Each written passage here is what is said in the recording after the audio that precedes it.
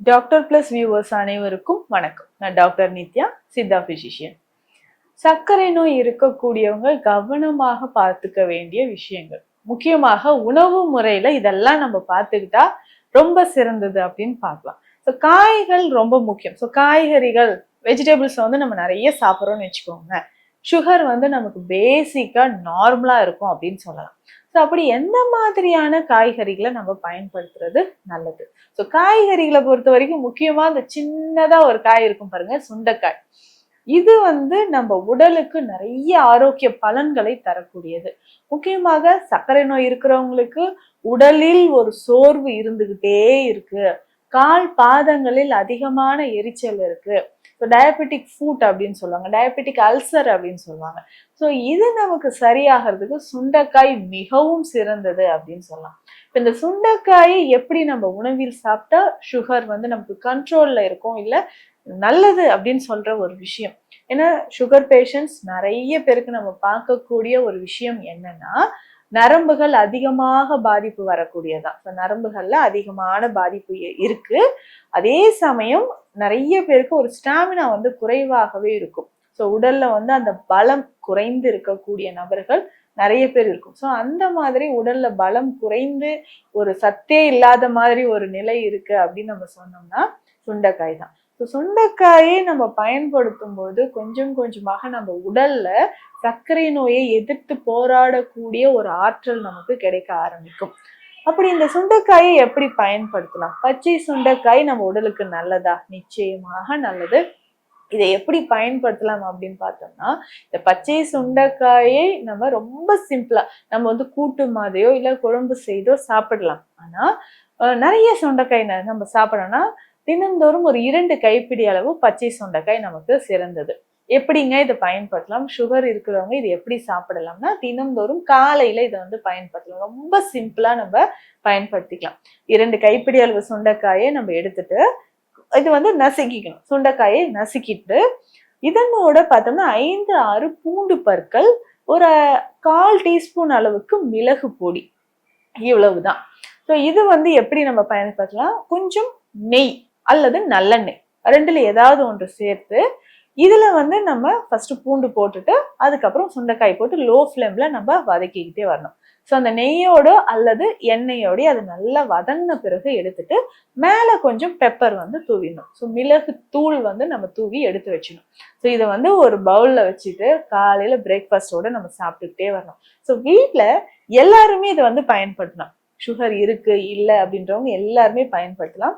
Cholesterol level அதிகமா இருந்தாலோ அல்லது பிளட் ப்ரெஷர் நமக்கு அதிகமாக இருந்தாலும் இது எல்லாமே நம்ம பயன்படுத்திக்கிட்டு வரலாம். ஸோ இது எல்லாமே நம்ம பயன்படுத்தும் போது உடல்ல சுகர் லெவல் நமக்கு குறையும். இதுலயும் முக்கியமாக குடல் பகுதியில இருக்கக்கூடிய கழிவுகளை வெளியேற்றுவதற்கு நம்ம இதை பயன்படுத்தலாம். குடல் கழிவுகள் வெளியேற குடல் பகுதியில் இருக்கக்கூடிய வார்ம் இன்ஃபெஸ்டேஷன் அப்படின்னு சொல்லுவோம், குடல் புழுக்கள் வெளியேறவும் சுண்டைக்காயை பயன்படுத்தலாம். மலச்சிக்கல் இருக்கிறவங்களும் பயன்படுத்தலாம். உடல் சோர்வு, நரம்புகள் பலவீனமாக இருக்கிறது, எலும்பு சம்பந்தப்பட்ட பிரச்சனைகள், ஸோ எலும்பு வந்து நமக்கு நார்மலா இருக்கணும், எலும்பு பலமாக இருக்கணும் அப்படின்னா சுண்டைக்காயை பயன்படுத்தலாம்.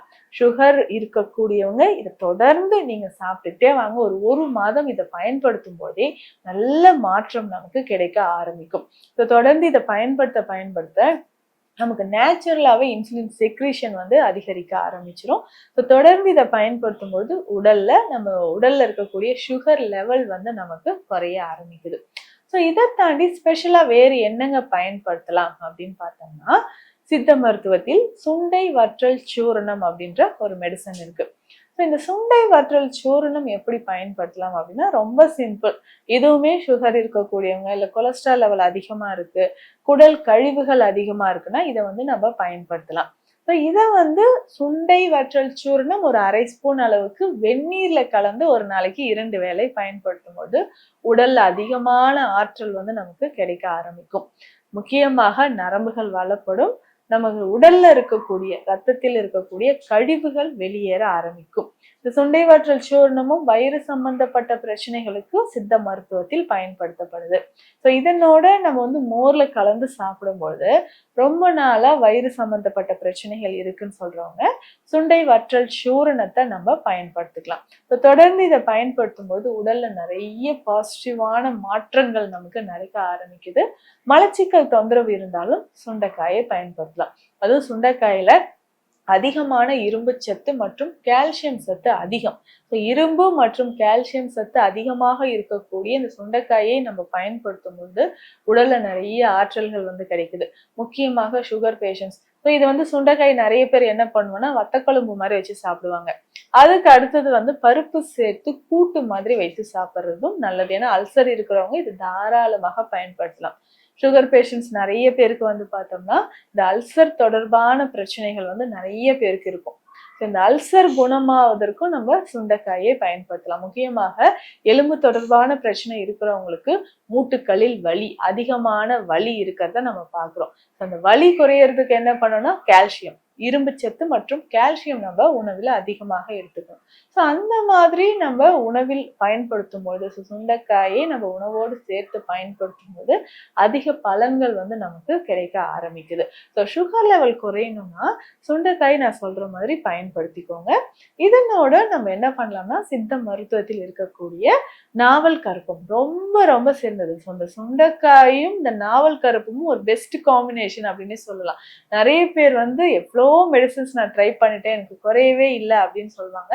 இதனோட நாவல் கருப்பம் அப்படின்னு சொல்லக்கூடிய இந்த மெடிசனை நம்ம ஃபாலோ பண்ணும்போது ரொம்ப ஈஸியா நமக்கு வந்து சுகர் லெவல் கண்ட்ரோலுக்கு வருது அப்படின்னு சொல்லலாம். ஸோ முக்கியமாக HbA1c லெவல் நமக்கு குறையணும்னா நமக்கு இந்த நாவல் கருப்பத்தை பயன்படுத்தலாம்.